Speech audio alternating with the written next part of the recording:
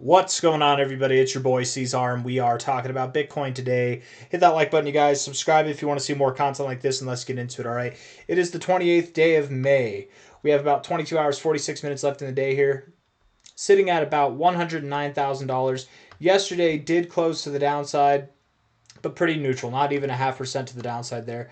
We are looking pretty good in the daily RSI here.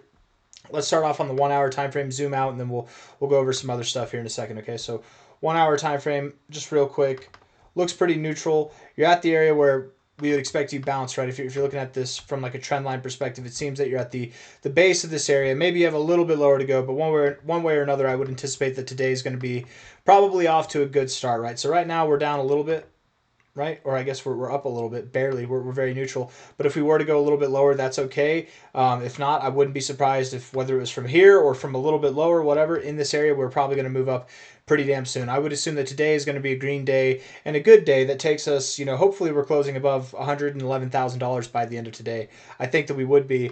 Looking at this here, the timing was off a little bit from this last bounce, right? We were talking about this 2 days ago, same idea. We thought with this attempt we'd be getting into the overbought zone. So the fact you didn't here, let's try it now. If we can't get to the overbought zone, if we see another lower high, Bitcoin really could, at that point, be looking to go down to about $105,000 or lower. And that's something that we should consider. It's very, very possible that Bitcoin could be going down below those levels if today is not good. If we don't get a day that closes essentially like above, I mean, we don't have to be above 111K today, but if we're not above 111K by the end of tomorrow, then I would say we're definitely moving down. If we see no progress today and we're not at least above 110K by the end of today, then I would say we're moving down. We need to see some progress now, because if not, I would say that this bullishly charged RSI is actually, because it's shifted so neutral right now, it could fall into the hands of the bears here pretty soon. So make a move, do good. If not, if we move down, we move too much lower. If we start seeing prices below like $108,000 on a 1 hour basis or higher, I might expect that we actually move down instead. And on that note of moving down, let's talk about that real quick. What would that look like? Let's just see here. Delete all that. Hold on. No, we don't want that. Okay, come on. Get it like this. There we go. Yeah. If we were to pull back from here, if this was actually a place to pull back, not financial advice, not a financial advisor, but we might go all the way down to $101,000. It's very possible. It's very, very possible. I doubt that we'd go to 95.8, but that's also possible, something to consider, right? Bitcoin, nobody wants to hear it, but I mean, a 12% drop, this is crypto, that kind of stuff happens. I remember once upon a time when a 12% drop for Bitcoin was nothing. It could happen in like a 4 hour period. By the end of the day, we're back up. Now this is something that could take weeks to recover if we were to move down there. But I would say 95.8K would be our worst case scenario if we were to fall from here. 101K would be 101.6 would be the likely area to find support, and then we would continue upwards. But I'm not assuming that we go down. I'm not talking about that because I assume it's going to happen. I'm just talking about it because if we don't move up immediately, then that's what we should be expecting, right? Or if some kind of crazy stuff happens today outside of my expectations and we actually do move down, at least now you have the areas identified as far as that goes. Looking at the 4 hour RSI. 4 hour RSI is pretty neutral as well, but I want to say it's bullishly leaning. And from here, just like the 1 hour, both of these RSIs look like they're at a place where you'd expect to bounce. So that's encouraging.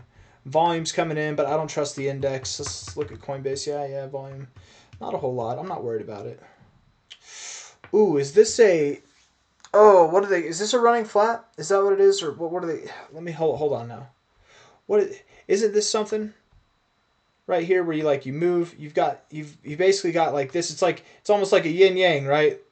Like if you were to draw a circle around, I don't know if you know if you can see what I'm talking about. It's like you're in a horizontal box, but the left side's on the lower half, the right side's on the upper half. That formation there, I'm pretty sure that's a bullish formation. Let me just see here. Bullish running flat. Maybe I'm getting this confused. It's some kind of Elliott wave configuration, or I'm thinking of something else. Let's see, images, sure. Something, yeah, like this, right? Like literally just like that. But not exactly like this, but kind of like this, right? Where the left side's predominantly on the low side, the right side's on the upside. Ideally, we wouldn't come down, though. I don't think it has to look exactly like that. Running flats can look like this too. Something like this, like essentially this. This is exactly, so it is in a bull market. This would be a bullish one. That right there, that looks like that. Looks like this little range right here. So if it's bullish, right, bullish running flat, I would assume it's bullish. We're going to run up, so that's good. That's encouraging. And maybe I'm wrong, maybe I'm right, but I'm pretty sure that's actually this is actually a thing. It would be if the left side was on the upside and the right side was on the downside, that's how you know it's bearish. I'm pretty sure. Anyways, again, Elliott wave theory is not my biggest forte. So if I'm wrong or I have some things confused, don't blame me, man. I'm not well versed in it, but I've got some savviness with it at least. I should probably be more well versed.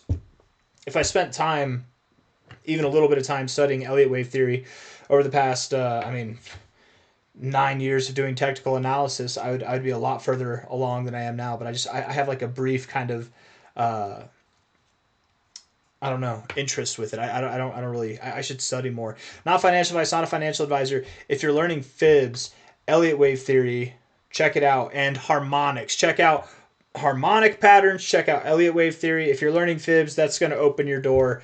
Maybe in a good way, maybe in a bad way. So be careful, right? It's all context. It's all context. Don't assume that you're a professional just because you've opened up a new door. You're probably not going to get it right the first few times, but it's a journey that you can start on nonetheless. Elliott wave theory and harmonics, man. If you're using fibs, if you do that in your analysis, those are pretty good tools. Anyways, high to low here. Getting distracted. High to low, all-time high to the low here. Well, now it's not our all-time high. The expectation would be that we continue to move up to about 121K. It's abnormal to get above the 886 in the way that you have, the manner that you have, and stop here and pull back. It's abnormal. We've talked about lower targets, 101K, 95.8K, and why they make sense, and it's fine if you do. If we go down there, Bitcoin's not broken. We'll find support and we'll move up higher, but this would be abnormal. This would very much be abnormal. I don't think you're stopping here. I don't think you're pulling back at all until you see 121K at least. If not there, higher. That's where you're going, okay? So likely we'll be heading there.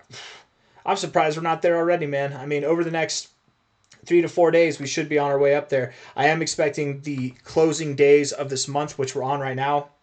It's the 28th. We have all of today, 29th, 30th, 31st. We got 4 days left in the month.